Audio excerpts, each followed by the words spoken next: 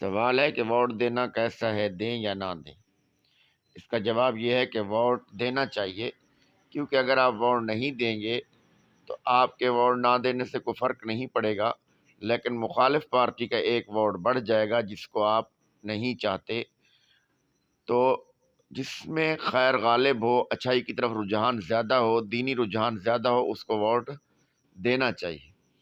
اب ووٹ کی شرعی حیثیتیں تین ہیں۔ پہلی حیثیت یہ ہے کہ ووٹ شہادت کا درجہ رکھتا ہے، کہ جس کو آپ ووٹ دے رہے ہیں اس کی طرف سے آپ گواہی دے رہے ہیں، شہادت دے رہے ہیں، اور اگر کوئی جھوٹی گواہی یا جھوٹی شہادت دے تو یہ جھوٹی گواہی اور جھوٹی شہادت دینا گناہ کبیرہ ہے۔ تو جب آپ سمجھتے ہیں کہ یہ بندہ اس چیز کا مستحق نہیں ہے اور پھر آپ اس کی طرف سے گواہی دے رہے ہیں اور جھوٹی دے رہے ہیں تو پھر آپ بھی گناہ کبیرہ کے مرتکب ہو رہے ہیں۔ اس لیے اچھا انتخاب کریں، اچھے لوگ کو، اچھے کو، آدمی کو ووٹ دیں جس میں اچھائی زیادہ ہو، جو خیر کی طرف زیادہ بلانے والا ہو، دین کی طرف زیادہ بلانے والا ہو، دینی کام کرنے والا ہو۔ دوسری حیثیت سفارش کی ہے۔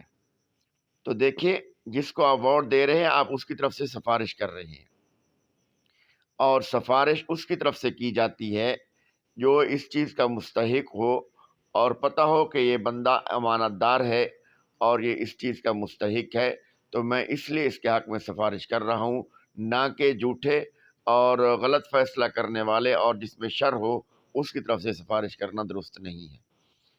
نمبر 3 یہ ہے کہ ووٹ وکالت کی حیثیت رکھتا ہے، کہ آپ اس کی طرف سے ایک وکیل بن رہے ہیں اور یہ ووٹ آپ اس کے وکیل بنا کر دے رہے ہیں، اور ہمیشہ وکیل اس کا بنا جاتا ہے جو اچھا آدمی ہو، امانت دار ہو اور اچھائی کی طرف غالب ہو، اس کے اندر خیر زیادہ پائی جاتی ہو۔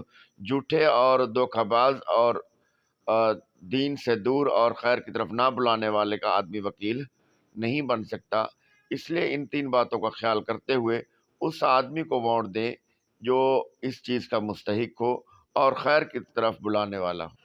دوستو، آج آپ کو یہ بتانا چاہتا ہوں کہ ووٹ ایک امانت ہے اور یہ امانت صحیح طریقے سے ادا کرنی چاہیے، اور یہ امانت اس شخص کے حوالے کرنی چاہیے جو اس کا مستحق بھی ہو۔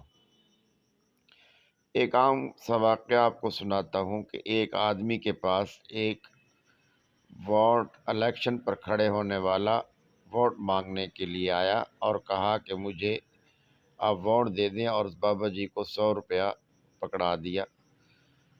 بابا جی نے کہا مجھے پیسے نہیں چاہیے، ووٹ آپ کو دوں گا لیکن مجھے ایک گدھا خرید کر دیں۔ اس کو ووٹ کی ضرورت تھی۔